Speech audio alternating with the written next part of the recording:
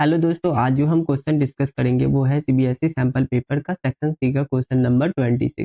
इस क्वेश्चन में क्या बोला गया है, तो बोला गया है कि इन ट्रायंगल एबीसी नाम का एक ट्रायंगल दिया हुआ है जिसमें बोला है कि पी एंड क्यू जो होता है वो पॉइंट है किस पे, ए बी पे और ए सी पे respectively, such that P Q जो होता है वो पैरेलल दिया हुआ है बीसी के।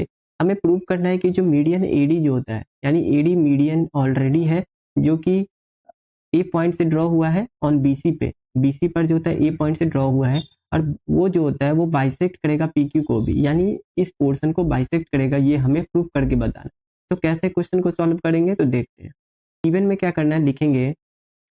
गिवन में लिखा हुआ है कि जो in triangle A B C in which P and Q are points on A B and A C respectively, ये चीज दिया हुआ है। एंड सच डेट बोला है क्या, सच डेट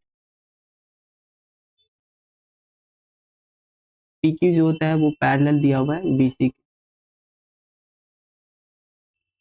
एंड यहाँ पर मीडियन है, ईडी जो होता है मीडियन है, ईडी इज मीडियन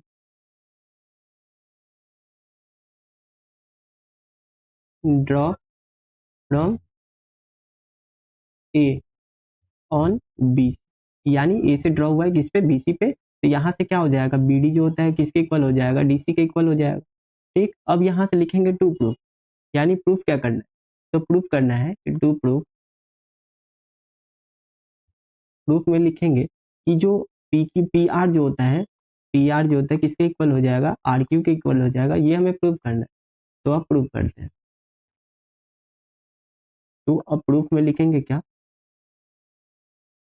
तो सबसे पहले क्या करेंगे कि इस ट्रायंगल को और इस बड़ा वाला ट्रायंगल को, ए पी आर को और ए बी डी को सिमिलर कर लेते हैं। तो क्या करेंगे, in triangle A P R and triangle A B D, ठीक है, ले लिए। यहाँ से क्या हो जाएगा, देखिए इस इतना ट्रायंगल लिया, ये वाला ट्रायंगल है, यानी इसमें जो होता है वो ट्रायंगल ये वाला है, ये वाला ट्रायंगल है, इतना पोर्शन है, ठीक है। एक ये है, ये वाला ट्रायंगल हाफ पार्ट में, तो यहाँ से जो होता है इसको लिए हैं। अब यहाँ से क्या करेंगे, देखिए ए पी आर और ए बी डी में ये एंगल कॉमन है, ये एंगल कॉमन है क्योंकि ए दोनों में ही है, तो यहाँ से ले सकते हैं angle P A R equals to angle B A D.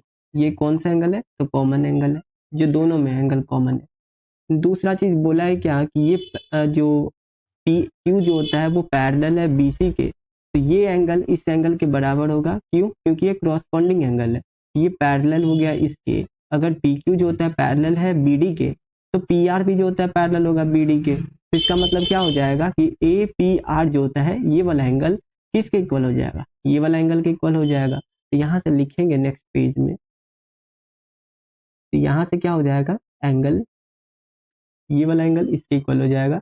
लिखेंगे angle A P R equals to angle A B D.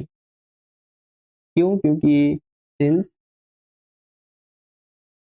P Q जो होता है पैरेलल है इसके बीसी के, तो ये जो होता है क्रॉसपॉन्डिंग एंगल है, क्रॉसपॉन्डिंग एंगल्स। तो क्रॉसपॉन्डिंग एंगल्स की वजह से जो होता है वो हमारा ये इक्वल हो जाएगा।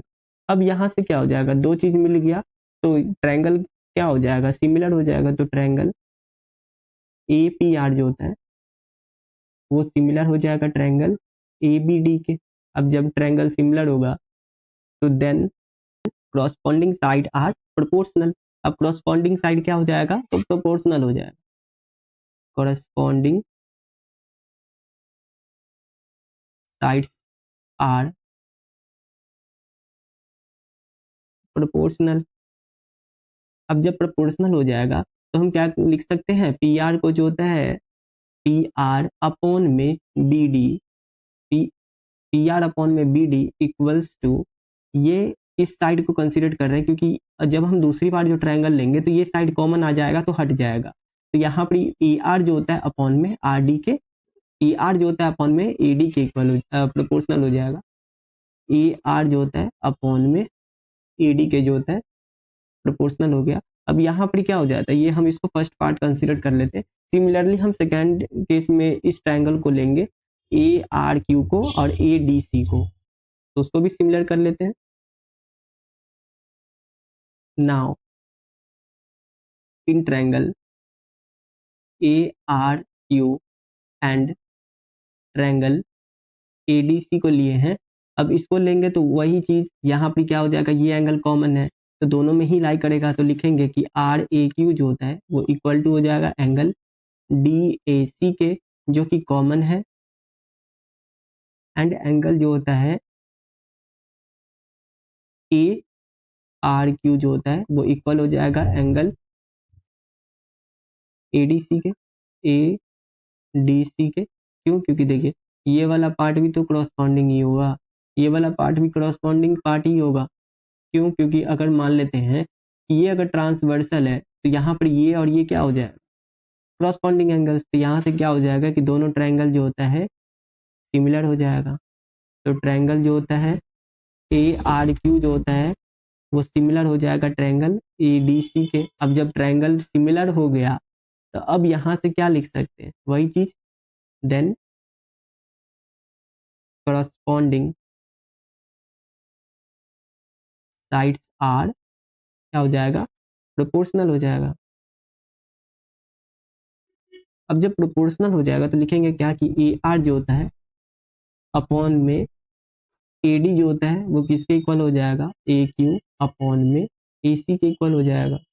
यहाँ पर इस चीज ए सी के इक्वल हो जाएगा और साथ ही साथ किसके इक्वल हो जाएगा, आर क्यू जो होता है किसके इक्वल, तो डी सी के इक्वल हो जाएगा। क्योंकि जब ये ट्रायंगल सिमिलर हो गया, दो ट्रायंगल, तो उसका क्रॉसपॉन्डिंग साइड जो होता है प्रोपोर्शनल होगा। तो यानी इसका मतलब है हमको तो इसका कोई काम नहीं है, हम इसको लिख सकते हैं कि ए आर जो होता है वो A D equals to R Q जो होता है अपॉन में डी सी है। तो यहाँ से ये सेकेंड पार्ट आ गया। अब फर्स्ट और सेकेंड पार्ट को देखें तो क्या इसमें क्या निकल के आएगा, यहाँ पर जो होता है ए आर अपॉन में जो होता है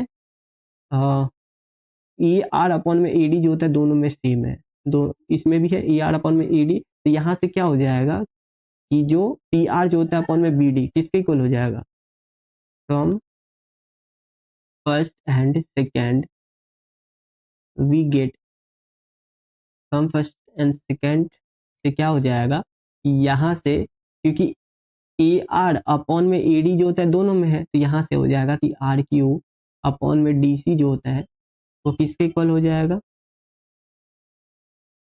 पी आर अपॉन में बी डी के, पी आर अपॉन में बी डी के इक्वल हो जाएगा।